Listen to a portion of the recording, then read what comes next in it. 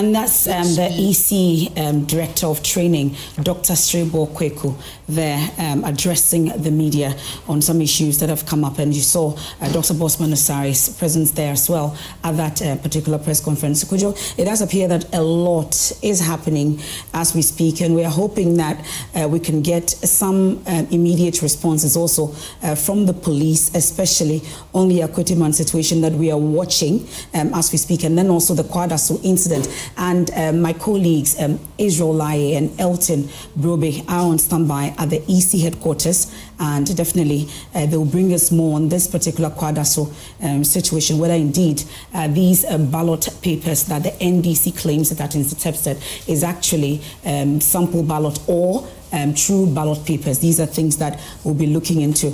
So I don't know if we should go back into our earlier conversation with Bright Simmons, but Kojo, I'm sure that you would want to take over at this point, but there were concerns that Dr. Norman wanted to react to, especially the bit about the impassiveness and the lack of interest or enthusiasm in this particular process. Dr. Norman, we were dying to actually intervene on that particular matter.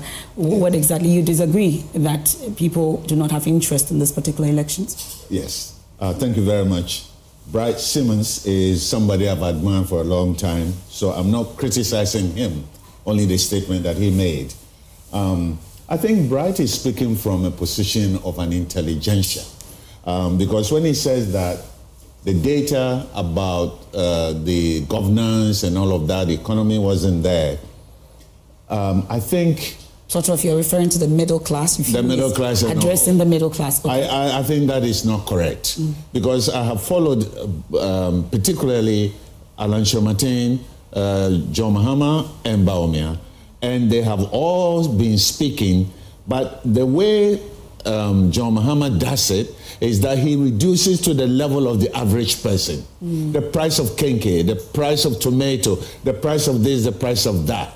So for me, I think they have addressed the economic issues at the level that the average Ghanaian can understand. But when it comes to people at his level, he wants more statistical, higher level statistical approximation. That will not be possible in a campaign, because you have to speak at the level of maybe 12th grade so that everybody can understand. Also, I have seen each one of these men campaigning with their vice presidential candidates, campaigning very vigorously to visit all the constituencies in Ghana. That is a serious commitment to campaigning on issues. Otherwise, it will be boring. So I totally disagree. The Ghanaians are ready for 8-year switch. Okay. And because of that, they are steady in their determination. When we look at the turnout, the voter turnout of the special, the security officers, that's a special voting, yeah. 83% turnout.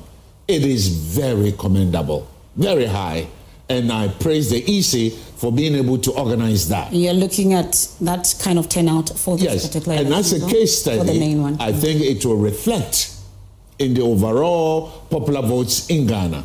The turnout will be very commendable. So for me, I don't see where there is no ambivalence on the part of Ghanaians.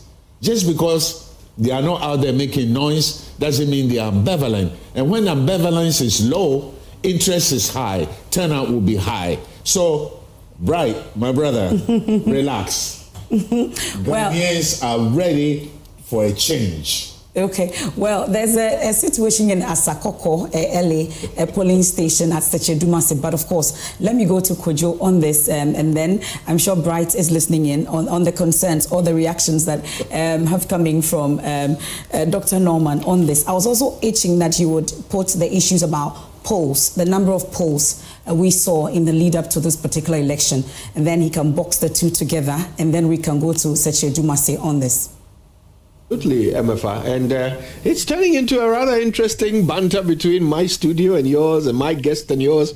But Dr. Norman making some interesting rebuttals to your point about your assessment of the NDC's strategy going into this election, right? Your suggestion that they didn't put as much premium on issues of governance as they did on the economy, free SHS, and so forth. You feel they didn't put as much into that. Dr. Norman feels differently. Yeah, I think the way it works is about information intensity.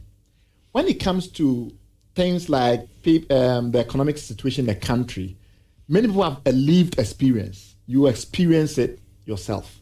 So you need somebody to hit on it once and twice, thrice, then it kind of settles. When it comes to things like governance, procurement, you need to educate voters as to why it's a problem. That's much more challenging. And obviously, it's not every voter who's going to care. So your upper middle class, your slightly better off economically voters who are not essentially hungry and blaming the government, but they are disappointed, they are disgusted, they have a different set of emotions.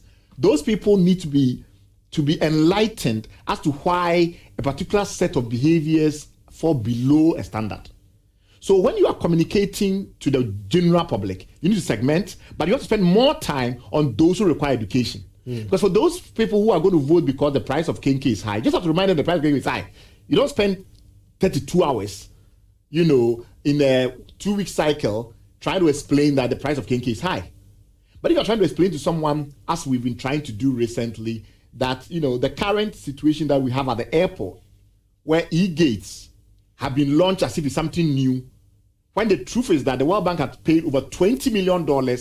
We are told the World Bank that everything was fine. The World Bank has written a report that everything was brilliant and given us more money to relocate it from Terminal 2 to Terminal 3. And then it turns out the project was a complete failure and nobody can explain why. And we are now paying somebody else, the same company that works on our national card, ID card, and they've made costings that we've seen suggesting that they believe the whole thing is going to cost over $240 million.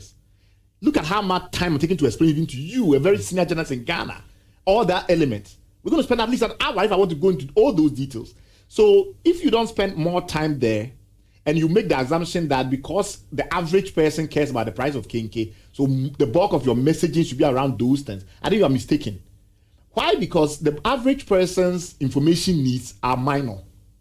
So you don't need to spend as much time. You just have to make sure that you are communicating in visually stimulating forms and things like that. There are skits and those things. When it comes to the voter education aspect of things, as to why things are bad in the economy, bad in the political landscape, I think it takes more time. So that's the point that I was making. Right. And this is why you felt that they missed an opportunity. I think so, because I'm in civil society. Right. And I spend a lot of my time doing watchdog duties.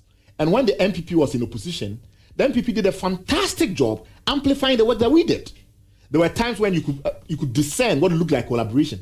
A lot of the NDC accusations that civil society was against MPP, I was against NDC, was due to misunderstanding of how these things work.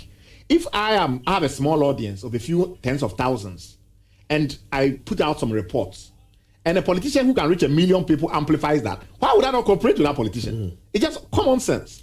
So in a situation where, in my experience, in the 4 years that we've just seen, the NDC did so little to engage with civil society around governance matters, which are complex issues that are difficult. The information content is heavy. The intensity of information is heavy. So you need a lot of amplification. And we didn't see a lot of that. Remember during the period when we had the Occupy Flagstaff House, Occupy Citizen Ghana movement, and all of those things? Do you realize the number of MPP leaders who, I'm using infiltrated, advisedly, right, civil society to drive that agenda? I think that was very effective, the 2016 turnout, plus the 2016 results and the margin that they won, the nearly 1 million margin that they won. A lot of that came from the fact that they saw that the middle class, the swing voters, and the rest of it, they are much more likely to turn out because they are disappointed and disgusted rather than simply because they themselves are feeling the pinch. I'm not saying that there's anybody in Ghana who is not feeling the pinch from the inflation and the rest of it, but the truth of the matter is that you don't wake up in the morning hungry. You don't wake up in the morning feeling like food is a problem. So for you, even though the price of kenke matters and the price of bread matters, it's not going to drive you to vote. You need to have a sense of disgust, a sense of disappointment, a sense of apprehension. Certain types of emotions which are harder to tap into require more information. And that is the point I was making about the NDC campaign having missed out on the governance element. But that was by the by. That was by the by. Yeah.